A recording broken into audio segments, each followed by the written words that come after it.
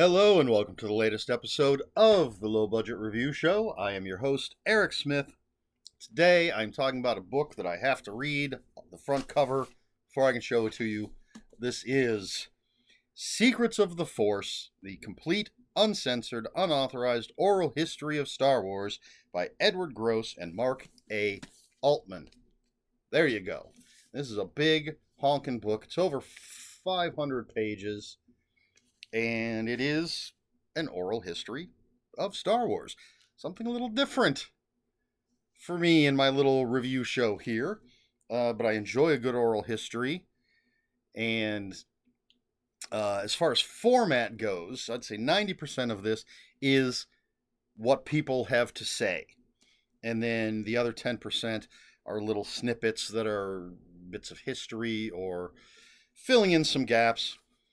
So just to give you an example, let's find a decent page here. Okay, so this page, these two pages, just show you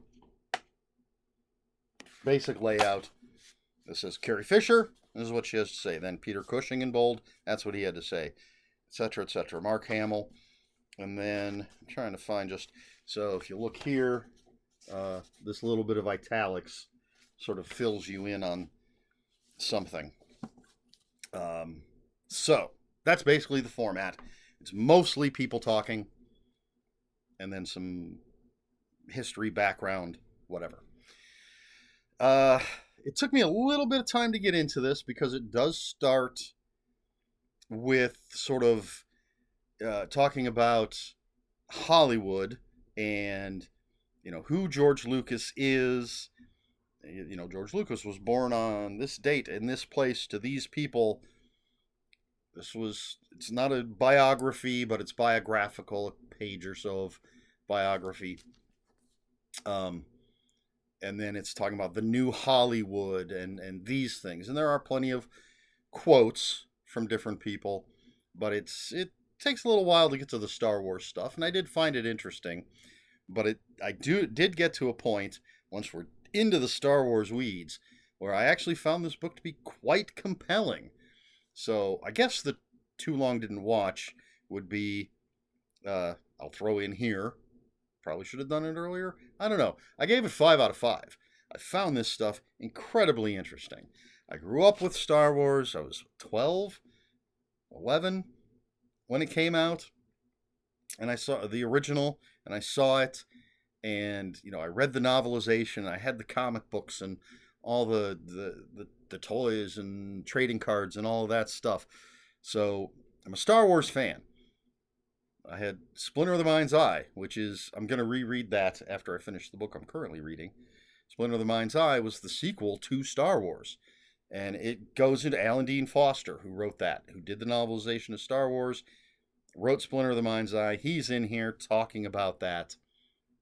And I'm going to try to avoid getting to my personal feelings about certain movies and things. But the book, if it were a pie chart, it covers all 9 movies and some TV stuff and some other things. But if it were a pie chart, the biggest chunk would be the very first movie. Makes sense. But it's got to be over 200 pages. Let's see, the original trilogy. Well, okay, so it's it's about 185 pages for the first movie. We don't get to The Empire Strikes Back till page 202. That's because in between, there's a little bit about a thing called the Star Wars Holiday Special. But it is a lot of pages for the original movie because, again, we're getting into the conception of it. But not just that, but basically the formation of industrial light and magic and the innovations that were being made to make this movie that George Lucas wanted to make. And we're getting into, even before that, there's talk about American Graffiti and THX 1138 and how apparently Steven Spielberg's next movie after American Graffiti was going to be Apocalypse Now, um, which is all interesting to me. But I really wanted to get to the Star Wars stuff, and just reading about like the first draft, the second draft, the third draft, the ideas, the stuff that was in there is insane, in my opinion. Not literally, but it's wild. So really a lot of stuff about the original movie. Then everything else is covered in 20 to 40 pages, essentially, approximately. The stuff about the holiday special is wild, and then, um, of course, it goes original trilogy. Excuse me. And one of the reasons there's so much with the first movie is, again, it also goes into Splinter of the Mind's Eye. It goes into merchandising and all sorts of stuff. So the original trilogy, and then that's followed, of course, by, well, actually a little bit about novelizations and things. And the Timothy Zahn books introducing Thrawn, and Dark Horse. There's a little bit about when Marvel had the rights, and then it talks a little bit about Dark Horse having the rights and some of the things that were done. Then we get into the prequels, and again, George Lucas and Industrial Light and Magic creating new technologies, and so that George Lucas can bring his vision to the screen. Again, trying to avoid personal thoughts on these things, the movies, because I'm talking about the book. Then it gets into, so after the prequels, then we have the sequels, I think, and then it gets into TV and stuff. So that's where the last part is, where it talks about the cartoons, the Clone Wars, Rebels, the Resistance. Is that one of the newer ones is called? And then the Mandalorian is basically where it ends. It talks about, there are little things about, these are some upcoming shows. It really does not cover, or barely covers, Rogue One and Solo, a Star Wars story, which I thought was interesting. I would have thought it's barely a footnote for either of those movies. I maybe would have liked a little bit more about that. But anyway, I found it fascinating. If you're a Star Wars fan, I think this is something that's really going to interest you. There's one person, not going to identify them, who I did find to be a bit of an apologist for certain things.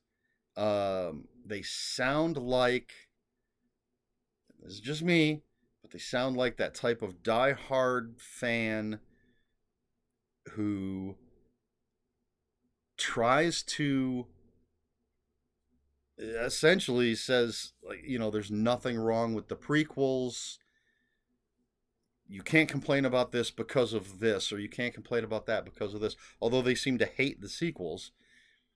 But I lost any respect for what they had to say when there's a point where, I forget what scene they're trying to defend from one of the Star Wars movies, but they say it's just like, and this is, I'm paraphrasing, but it's just like these cinema classics like Citizen Kane and Schindler's List and Batman v Superman.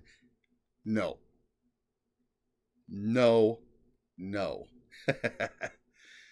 Batman v Superman is a horrible movie. And even if it weren't, to put it in the same sentence, call it a cinema classic like Citizen Kane and Schindler's List, no. I can't take anything else you've said seriously after that. But that's me. I know people like Batman v Superman. It's not the worst movie I've ever seen, but I don't think it's good. Anyway, so yeah, that guy, and again, I'm not going to get into who he is, but no, I couldn't take what he had to say seriously. even before that, I could tell he just had this, to me again, had this sort of apologist. I don't know if that's the right word, but just anything in the prequels, especially, he's just like, oh no, you're just being a crybaby because of this and this. No, not going to get into it. But anyway, um, but we're hearing from producers, we're hearing from actors, we're hearing from people who worked at Industrial Light and Magic, we're hearing from writers, uh, just all sorts of people that are telling this story, that there are contradictions. Somebody will say one thing about something, and then somebody says, no, well, they don't specifically say, no, it happened this way, because they're not responding to the person, but they're telling their version of it, which may contradict that.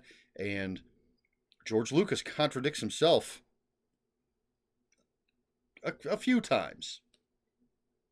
I did question, there are no footnotes, no citation or anything, so I was wondering where all of this came from. And then in the back, there's an afterword or whatever it is, and it does say that some of these things, because some of the people that are quoted in here, I'm like, well, they're dead. I don't know how they would have interviewed these people, but most of it, I guess, is from interviews conducted by the authors. They were not able to interview George Lucas, so it does say every George Lucas quote is from different sources. And then there are a few others that are from different sources, but they don't give specific citation, which seems really weird to me. But anyway, overall, like I said, 5 out of 5. I found it fascinating. I don't agree with everything everybody says in here, but I love this kind of behind the scenes stuff, and it really digs into, as I said, the innovations that Industrial Light and Magic made. There are a number of things that essentially they were the first to do these things. For example, apparently, they were the first to use, I don't know if this is the proper way to put it, the terminology, but computer programmed cameras, where they could put the camera in a position, program it to move, say, 5 different moves, return to start, so they could film something with those 5 moves, change out, like take the X-Wing out, put the TIE fighter in, whatever. I have no idea. But then the camera would make the exact same moves, so when they match the two things, it matches up perfectly. So things like that, these innovations that ILM made. It does go into the Lucasfilm being sold to Disney and what happened with that. As I said, it covers the sequels, the sequel trilogy. So, yeah, overall, a fantastic book. Oddly compelling for something that doesn't actually have like a narrative. I suppose it does, but not in the normal sense of when you're reading a book. Yeah, just if you're a Star Wars fan and a fan of Hollywood and how it runs, I mean, who's a fan of Hollywood, especially nowadays? But making movies, let's put it that way. And actually, it's hard to say Hollywood, because one of the good things, George Lucas, man, not a super fan, but he did some decent things, and he was able to, for good or ill, stay away from Hollywood, finance his own things. But there still is Hollywood and distribution and different things. There's a lot of stuff going on in here. So 5 out of 5 stars. Secrets of the Force. All right. Question for this video seems pretty obvious. Are you a fan of Star Wars? What's your favorite Star Wars movie? I don't know if this is something I've asked before. It could be, since I've read and reviewed, talked about other Star Wars books. I am a Star Wars fan. I am not one of the die-hard Star Wars fans. I don't hate the prequels because they didn't meet my expectations, because I didn't have any expectations. I dislike the prequels because I just think they're poorly made movies. See, now we're getting into my opinion stuff. But yes, I am a Star Wars fan. I have a bunch of Star Wars comics. I have the complete set, the epic collections for the original Marvel years. I have some Dark Horse stuff. There was a mini series that was kind of like a what if for Star Wars. I have the adaptation of the. I don't know that it's the very first draft, but it's an early draft of the screenplay where Han Solo is still a lizard-like alien, humanoid lizard alien. So I have the adaptation of that. I've read a bunch of the books, not even half of them, but a bunch. So yes, I consider myself a fan. I'm looking right there. I've got a Star Wars deck building game. I've got Star Wars Outer Rim game. I've got the Star Wars The Clone Wars Pandemic Engine game. I have Star Wars Risk. I'm looking at an X-Wing, Lego X-Wing that I put together, and I have another kit of the Trench Run that I need to finish. I'm a fan. And the very first movie, simply called Star Wars, I got to see it when it was just Star Wars, no Episode 4, no New Hope. That's my favorite. Whether or not it's the best, well, I think it is. I know most people seem to choose The Empire Strikes Back. I love the original. I think it's fantastic. Is it a perfect movie? No. But it's an amazing movie. And I love it. And I haven't watched all the TV shows. I did see the holiday special when it aired. Holy moly. As far as the Disney Plus shows, I've only watched the first 2 seasons of The Mandalorian. Excuse me. And I did watch one episode of, I forget what it was called, but it was the little 15-minute sort of Elseworlds versions of Star Wars, and I watched the one with the Ronin that was the sort of Star Wars feudal Japan mix, because I like that. I also have the novel. I've reviewed it. So yeah, but me, I'm a fan. I love the original. That's my favorite. What about you? Let me know in the comments below. If you have any comments, questions, or corrections, please put those in the comments below. Comments are open for spoilers. Just post a spoiler warning. What spoilers? It's a nonfiction book about movies that are out there. But anyway, post spoiler warning if we're going to spoil things. Please like, share, and subscribe. All the usual YouTube stuff. If you care to follow me on other social media, my Twitter is @Ronan5757.